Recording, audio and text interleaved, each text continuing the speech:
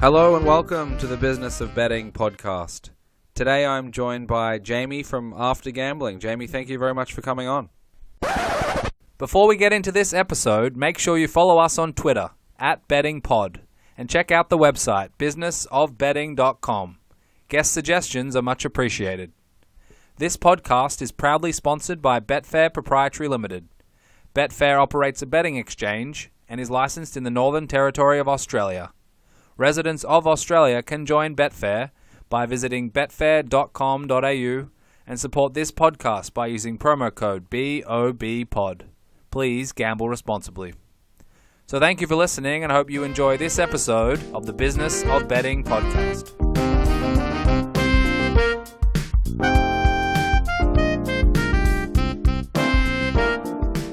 Today I'm joined by Jamie from After Gambling. Jamie, thank you very much for coming on. Thanks for having me on.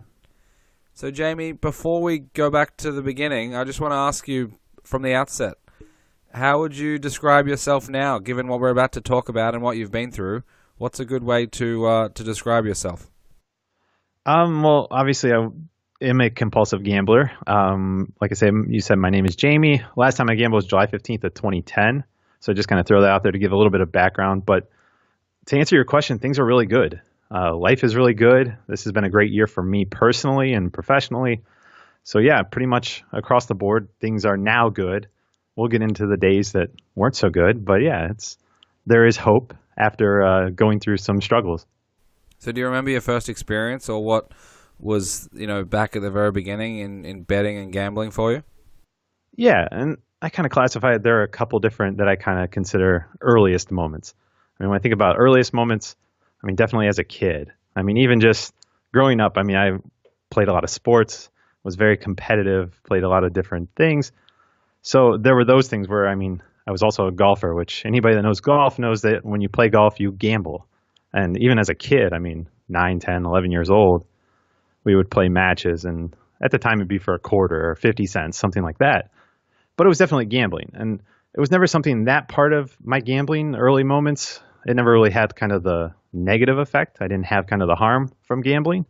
But it's something that, I guess, looking back now, I mean, yeah, I was probably 9 or 10 betting my dad for a milkshake. Or when I had my first hole-in-one at 15, I won like $10. And I thought I was rich at that point. I mean, a 15-year-old that wins $10, that's a ton of money. So I had those things that were around golf and sports. But then my first kind of real gambling moment was definitely playing cards. It was something that I was kind of anti-gambling. I saw firsthand some of the negative side effects from trying to help out a family friend.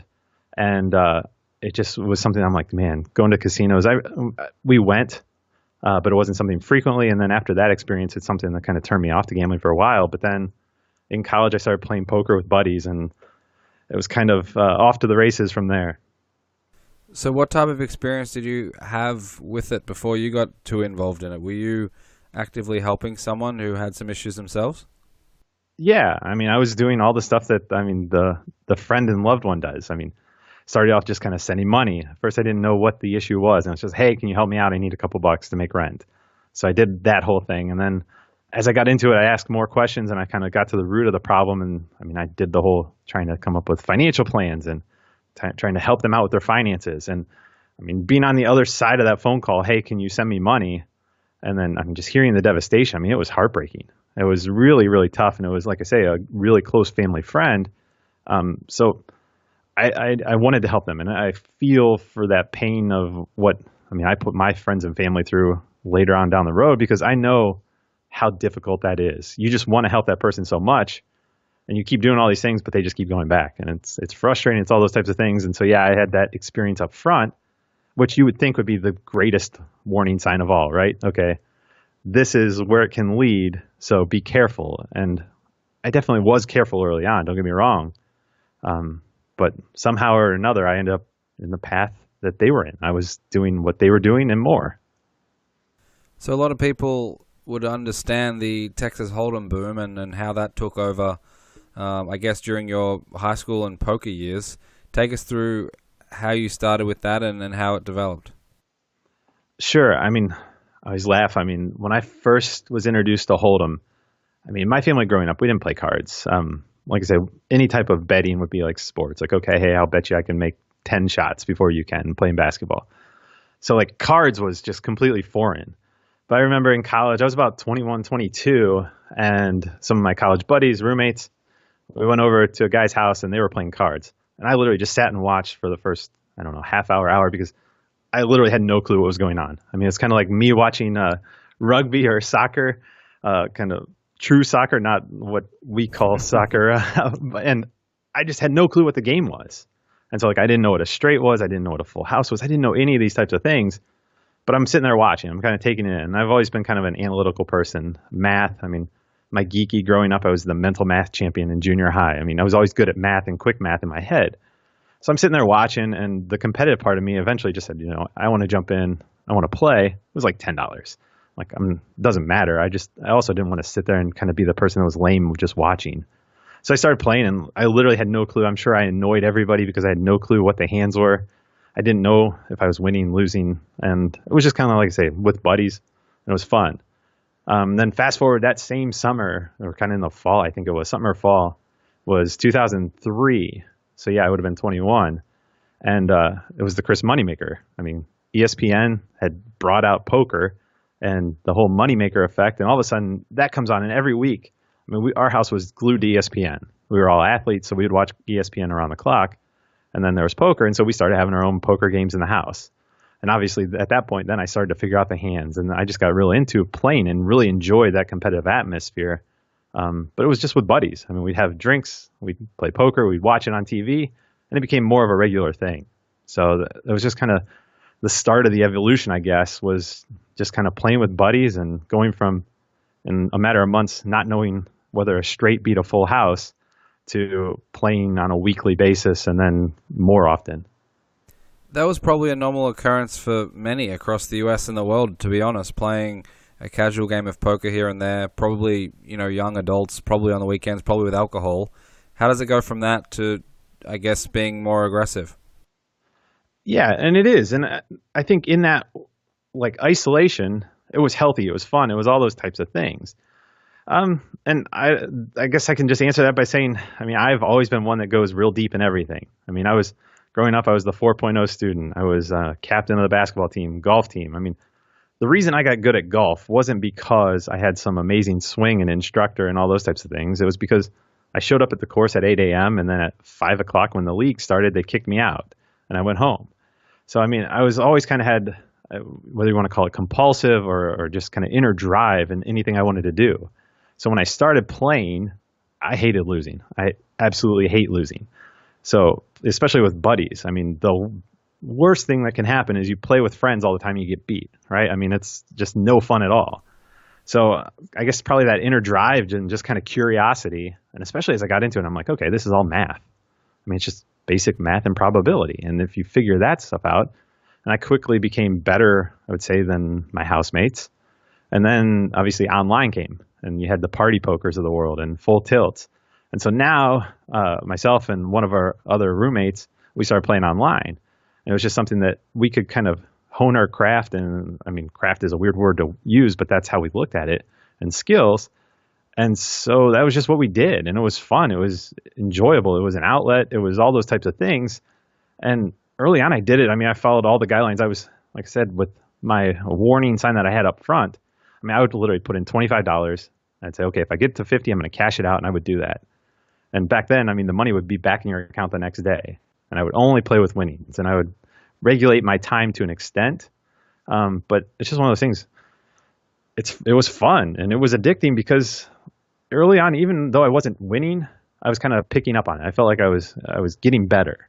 And it's kind of like I said, with the comparison with sports and athletics is early on, I wasn't always great at golf, but I kept grinding it out and figuring out, okay, hey, if I do this, this works. Or, all right, I'm going to adjust this strategy. This is what's getting me down.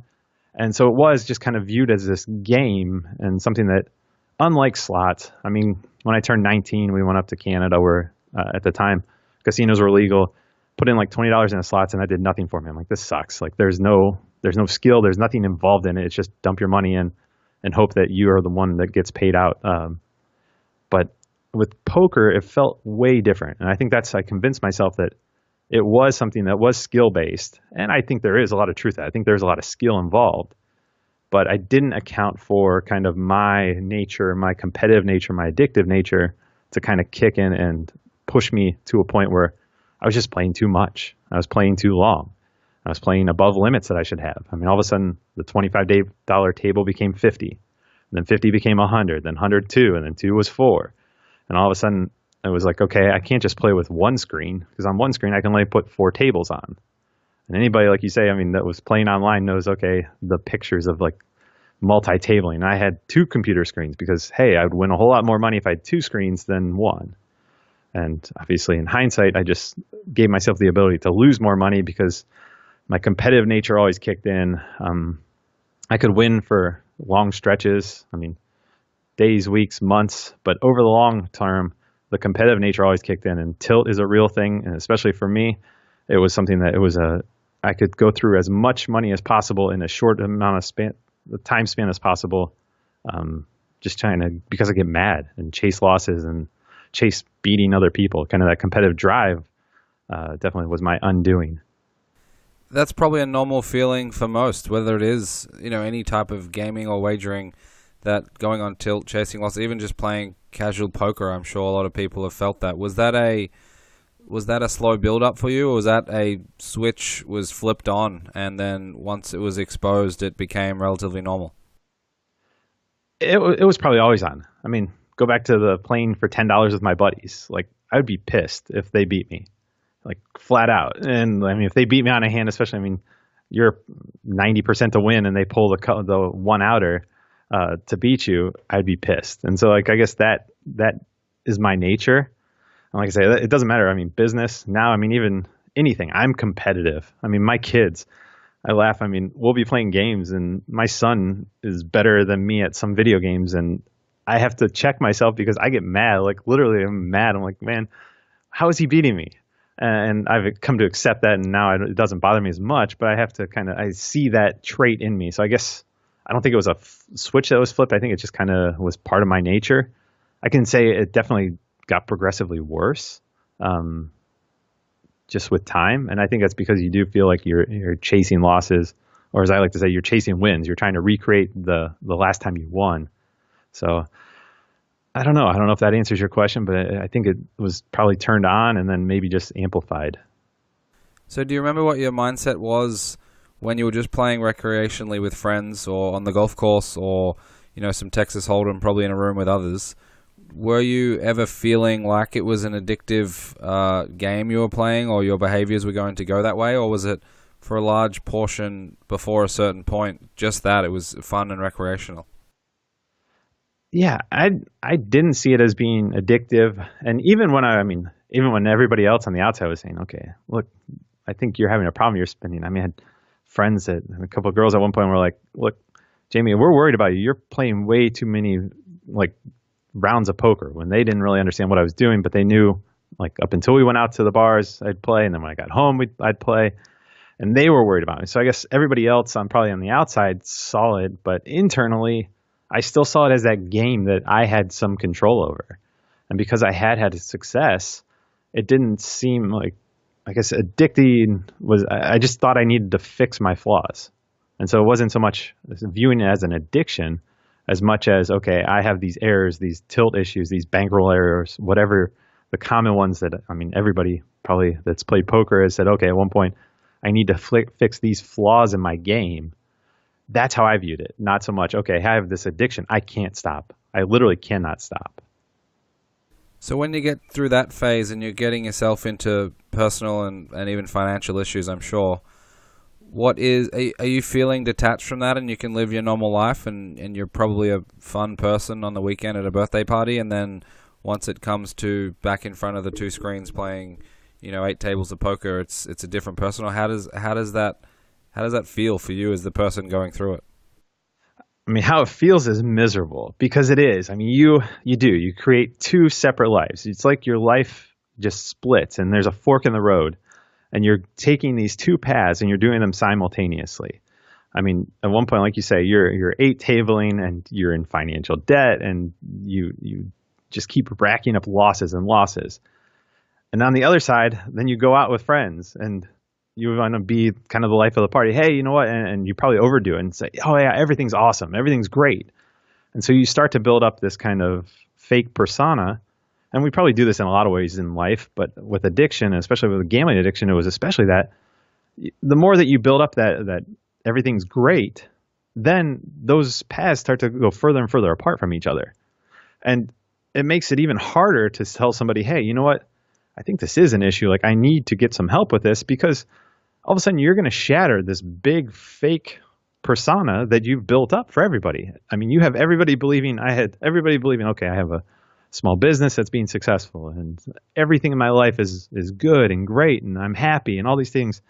And yet when I go to pay my bar tab, I mean, I'm trying to figure out which credit card I can use to pay the $20 tab because they're all maxed out.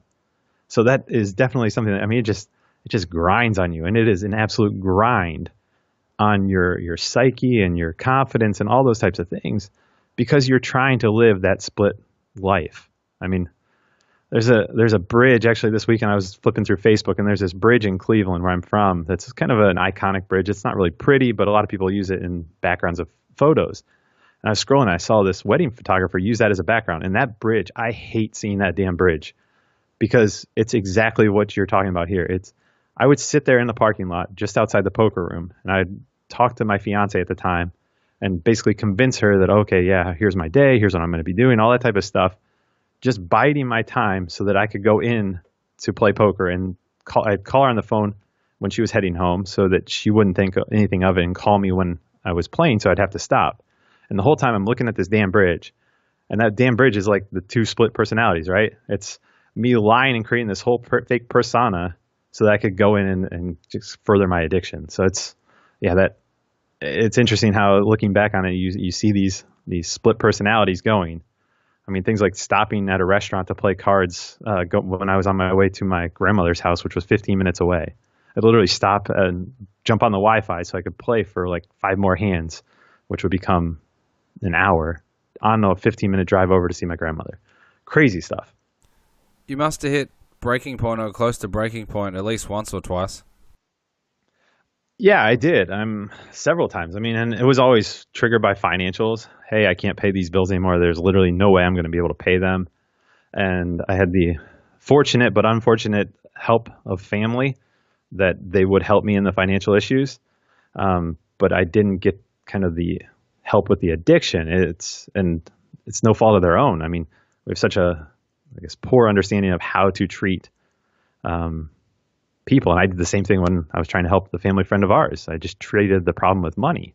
And I tried to, I guess, help them with educating them on using finances, but it's not a financial problem. And so whenever I got bailed out, I mean, the financial problem went away and I would stop for a while. At one point, I quit for 9 months just on my own, cold turkey. I didn't do anything differently other than just say, you know what, I'm not going to gamble today. And that worked for a while, but eventually I just kind of forgot. And actually, it was one of the casual, no harm poker games with buddies, some old guys that I used to play basketball with. And I was like, okay, I'll lose $50, maybe 100. It's not going to be a problem. And if I can just do this in moderation, the other stuff was the problem. And that was like on a Thursday night. And by Sunday, I was maxed out on everything again, playing online. So yeah. So can you be a problem or compulsive gambler and not have financial issues? I mean, if that's even a thing, is that possible, or does one come with the other?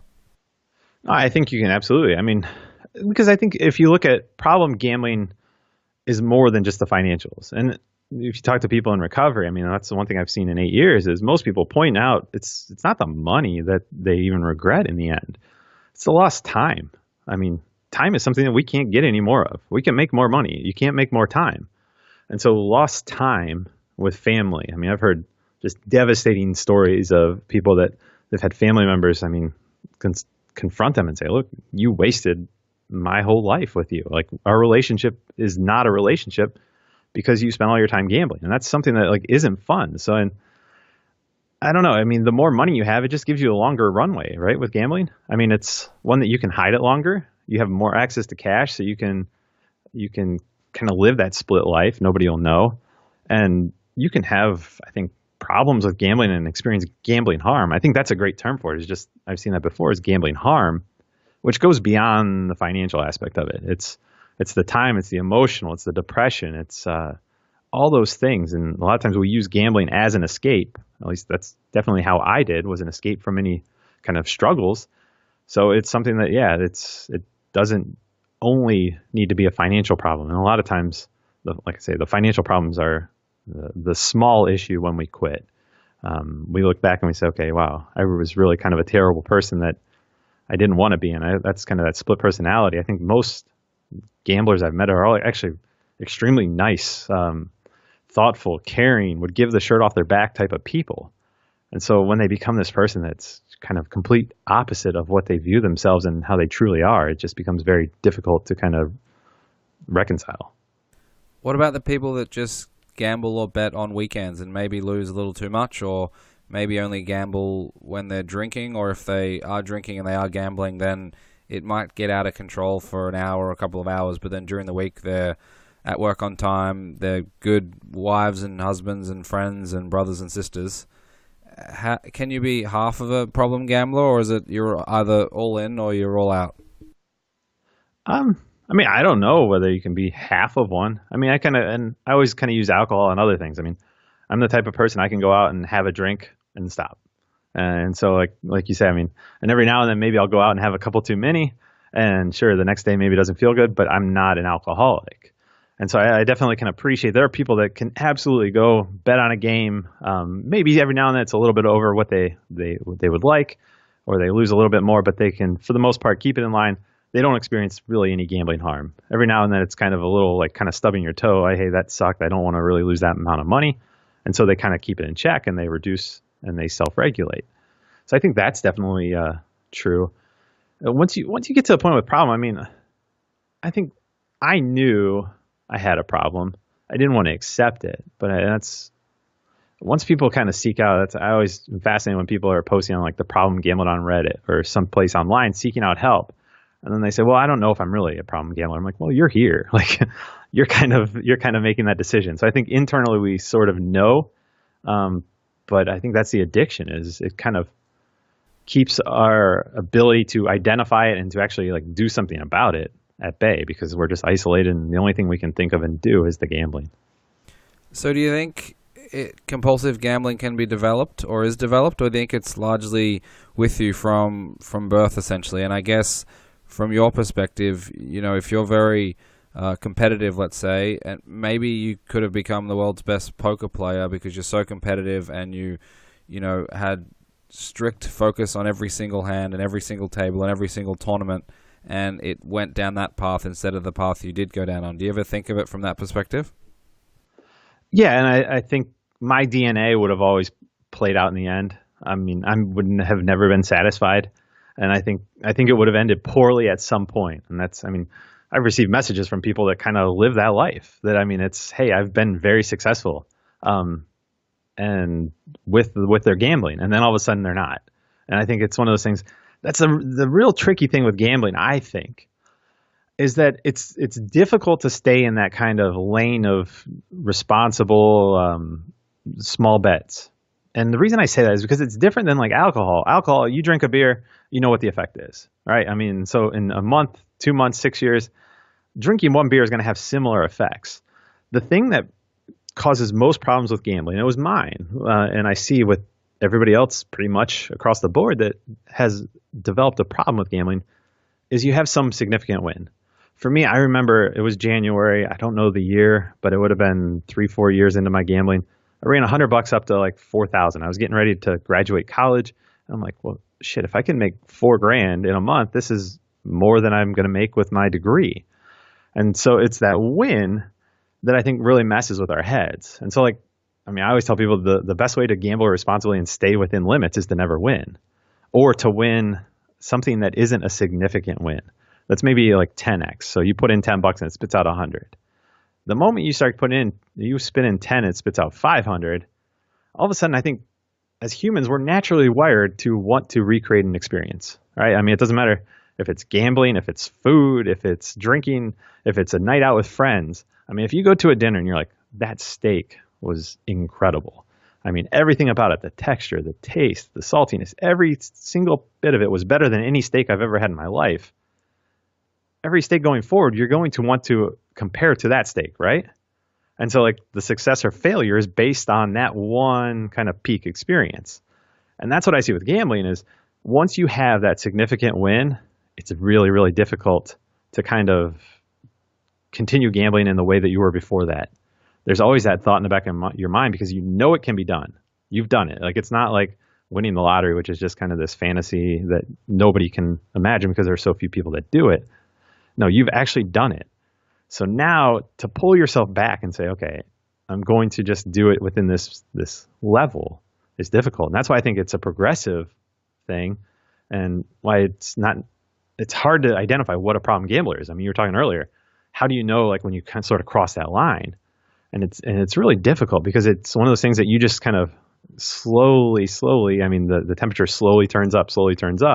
All of a sudden you don't realize that you are like in the depths of it because it's just kind of gradually grown on you. The $5 bet is now 500. Does that make any sense? Absolutely. And I think a lot of people probably have, whether it's half of 1% or 3% or 5%, or unfortunately others have much higher percentage of gambling harm, let's say, and most people who potentially listening or go through it will be able to live their life having, small 1% gambling harm every week or month or year and be fine.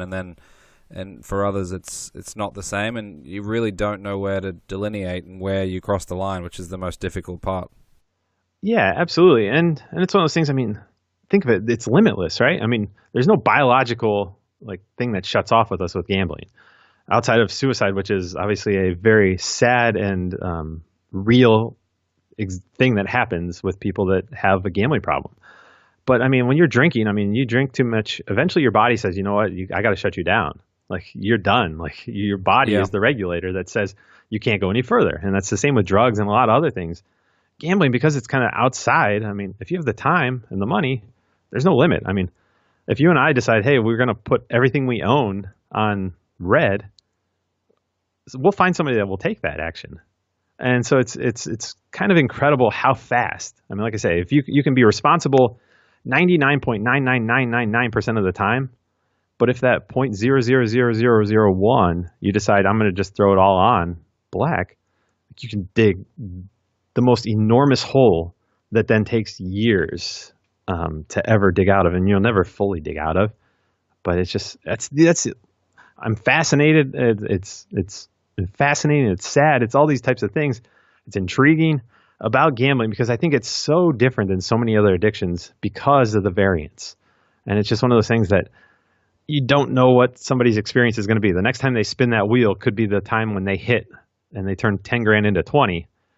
And at that point, like, are they ever going to be able to go back to normal again? And that's why, like, the whole responsible gambling campaigns, I understand the goal, and it's just one of those things I wish we would tell more of the story. And that's why I appreciate being on here, because hopefully I'm sharing more of the story, which is my story and other people's stories, because there is so much more to consider when considering how to gamble responsibly and how kind of problem gambling is defined. What role do you think culture plays in problem or addictive gambling behaviors? I think it's huge, but it's going to be exponentially bigger in the next 5-10 years because I mean, especially here in the U.S., I mean, we've always been, I mean, my house is bigger than yours and my car is more expensive. And I think social media, I love social media. I mean, I'm on it quite a bit. If you're on my Twitter, I love the engagement of social media. I think social media, when it's all said and done, will be the greatest thing that's ever happened along with the internet because it allows us to do things like this, like you and I to have this conversation and just kind of share it. It eliminates so many barriers. But right now, like social media, the current trend, and it's just kind of amplifying hey, you either have stuff or you don't. And so many of us, I mean, we're chasing the kind of this happiness through things. And that's a lot of times, I mean, my gambling, I was going to chase the ability to not work and be able to travel and do all these types of things that I was trying to take a shortcut for. And so I think the more that our culture, and I think it's societal wide, I think it's worldwide, we all want to kind of up our game, step up to the next level. And I think gambling, a lot of people, unfortunately, are going to turn to that. And if they do have mild success early on, they're going to look at it and say, hey, this is my way. This is my way that I can get those cars, those houses, those clothes, those whatever it is quicker. And I think it's kind of frightening in a lot of ways, because that combined with the ability to gamble online, I mean, it's going to be a real thing. You're going to be able to do, I mean, roulette, poker, sports, whatever it is, from the comfort of your home or from your office at work or from pretty much anywhere you are. I mean, if you're on the subway, the bus, if you're at a kid's soccer game, all those things are now going to be casinos. So you combine that with that kind of inner drive and that kind of story that we're being sold, that if you're not successful in these material ways, then you're not successful. And that's just, it's sad. And I think it's just a recipe for disaster. How can the responsible gambling campaigns then be more successful? Because it sounds like this is something that's all-encompassing, and when we talk about gambling harm, it doesn't take too much for it to tip over, or it doesn't take a lot for someone with certain behaviors to fall into those holes that you mentioned. What do we have to do to make sure that responsible gambling is effective and actually works for those who need it, or is available for those who need it? Yeah, I mean, I think it starts with telling the full story. I think the uncomfortable nature of telling stories of suicide, and whether even when it's not suicide, I mean, just my story. I mean, the financial devastation and real people. I mean, using real people and real faces, which then, I mean, the marketer in me says, yeah, that's the way. But then you have to also come up with the reality of, hey, I'm 8 years clean now, and I'm just now comfortable coming out and talking about this.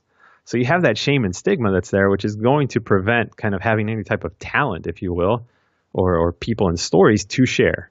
So that it's difficult there. I mean, I think the one thing that companies can do is separate themselves from their responsible gambling campaigns. I think creating separate entities is definitely the way to go, even if they are funded by casinos. Just because, I mean, I don't know. I always kind of snicker when you see like Budweiser or any type of alcohol company say, hey, please drink responsibly. I hope that's their intent, but there's kind of an inherent belief that maybe they're not as genuine with their messaging as possible. So if that messaging can come from a third party, something that's set up as a separate entity, and I see a lot of good examples of this starting, that would be one thing that I would say is just kind of separate it away from the casinos, because I think those the token 3 seconds at the end of a commercial is not doing really a whole lot of good for anyone. The operators, the compulsive gamblers, and just the general public. I don't think it really does any benefit there. But yeah, just sharing stories. And like I say, I mean, that's again going back to the power of the internet, myself, and there's so many others that are now starting to share stories. So there are more stories available, and there are companies that are being founded that are just going around and educating people through the use of story. Because I think story, I mean, it's as old as anything. I mean, tell a great story, and that's able to connect. I'm obviously the perfect example of a great story isn't always enough. I had a great story, but maybe I needed to be told the story that, look, just because you think poker is different, maybe it's not. And maybe if I would have questioned that early on, that, okay, is poker really different than casino gambling, maybe I would have prevented myself from being in this spot. I don't know. I can't go back in time, but I'd like to think that the more people that we share, even if it doesn't prevent, because I think preventing problem gambling is a nearly impossible task. I wish it wasn't, but I think people have to sort of experience it. But maybe the focus should be on trying to limit the amount of time that people spend in that state where they are alone and isolated, and they're devastating. And I think that's one way that, along the way, I always would kind of search and try and see if there's some information. So hopefully now when people get to that point, they can go on and they find all these resources available, and they're sharing other people's stories, because that's been the thing that has worked for me in recovery. It's why I still go to GA, because I like to collect stories, and that's what I'm trying to do through the podcast, is just kind of share my stories and other people's stories in a way to kind of use the internet so that if you're sitting on the train in London, you can sit there and basically have a GA meeting in your headphones. So just sharing those stories, I think, is the key. You see the numbers. You want more control. On the Betfair exchange, you can back, lay, trade, and set your own odds. So join the world's largest peer-to-peer betting platform. Get into the game within the game at betfair.com.au. Gamble responsibly. What advice do you have for someone who's not bankrupt, they're not yet at a tipping point or anything like that, but they may be on the path towards problem gambling? Best advice, tell your best friend or tell your spouse or significant other. And tell them, hey, look, I don't think I have a problem with this. but I want you to be my person that helps. I'm a firm believer that the biggest problem we get into with gambling is that we do it in isolation. I think if you go to the casino, and I would always just go play poker with my degenerate friends, I wouldn't go with the people that might want to leave in an hour or two. So I think sharing and opening up and saying, look, I'm confident that this is not a problem. I don't have financial problems, and here's the bank records. I mean, be completely 1,000% transparent with that person and say, I am doing this because I don't want to end up in Jamie's case or in anybody else's place. Just that one small action of just being fully transparent with somebody, I think can save people from having a lot of problems, because then that person will be checking your bank records. They'll be checking your time. They'll be saying, hey, you know what? You said you were working. Were you really working?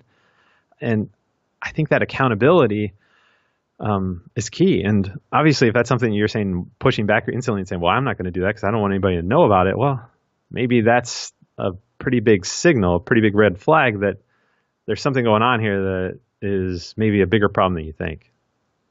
Yeah, that seems like a huge step for something that's inherently private, and you mentioned it's done often in isolation. Are there many steps we can take, or you really just have to run and jump to be able to put things in place like that and have a best friend or a partner or a parent, for example, being there to help you with it? No, I think you can definitely take some steps, and it's a comfort level. I mean, like I said, with me being comfortable now 8 years later talking about this, but you can go on. That's the beauty of the internet. You can go on and be the fly on the wall. You can read a problem gambling Reddit. You can read, people talking about it on Twitter, or on forums or chats or any of those types of things. You can do it completely anonymously. That's, I think, one of the most fascinating, most positive things about the internet is that you can do all that stuff anonymously and kind of be that fly in the wall. The one thing I would warn people about is don't hesitate too long. Once you do decide, okay, this is something you need to do, because you can. We're great procrastinators and rationalizers. It's like, hey, this is the last time I'm going to gamble. I said that a million times. And I also said, hey, I'm going to tell somebody about this and go get help a million times. And I never did. So if anything, I guess just encourage people, definitely be the fly on the wall, but trust your gut. That's one thing I've been doing a lot more this year, with coming in kind of open about my story and sharing it with friends and sharing it with other people. It's been very uncomfortable leading up to it, but the actual act of doing it and kind of the feedback I've gotten has been all positive. There's been pretty much no negative that comes out of it. So the moment that you kind of trust your instinct, I guess, is just the best advice on that. Get some advice on your own in private, but then, if it's your best friend, if it's your spouse or somebody else, there should be some kind of built up relationship there that should make it to the point where if you're saying, hey, I don't think I have a problem, but I just want you to be there to help me to make sure and to kind of keep me in track. What's the danger in that? I would say. So what about friends and family? And let's say they have a son, a sister, a daughter, or whatever it might be, who is an addictive gambler. What advice would you have for the friends and family aspect to it? Man, that one's so tough. Because I've lived it and I've put people through it. It's difficult. First of all, I just say my thoughts are with you because I know it is a difficult time. I'd say take care of yourself. I would definitely encourage those people before anything else. They need to open up. They need to connect with somebody else because they can end up in isolation as well. And it's something that you can be, just get into deep states of depression over somebody else's gambling. So it's something to definitely take care of yourself early on. And then, I'm just a big believer in kind of staying connected to the person.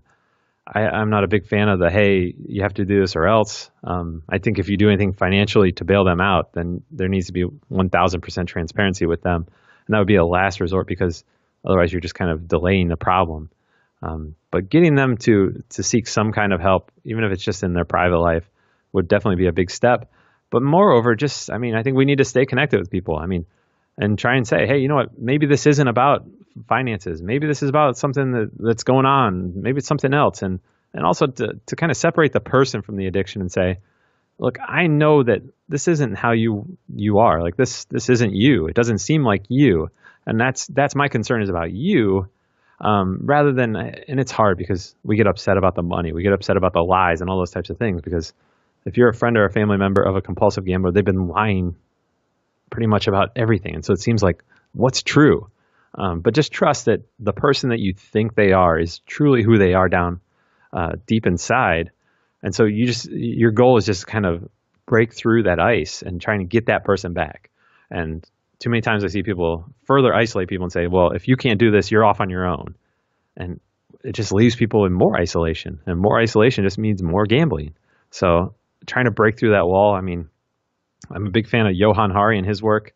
If you want to Google him, he will kind of show you what I believe in, which is kind of that the opposite of addiction isn't sobriety. The opposite of addiction is connection. So he's very powerful. I love his work. It'd be something I would lead any friend or family member to, because I think it kind of gets you on the path to understanding addiction on a deeper level. What's your mindset and feeling now? More than 8 years without a bet. What we talked a little bit earlier about the different phases of gambling and addiction. What about now, this far along? Now it's cool. It's like freedom, right? I mean, it's kind of like, especially now that, I mean, it's out there. I mean, as I've told people, I mean, now I've aired my dirty laundry, for better or worse, online to where anybody in any part of the world can go on and hear what a degenerate I was. So once you get that out, like pretty much it's kind of like freedom. I mean, what's anybody going to have on me? I mean, this is who I was. This is what I did. And so it's one of those things that's kind of freed me up to kind of live a life with less stress. I've definitely released a lot of that burden of my gambling days.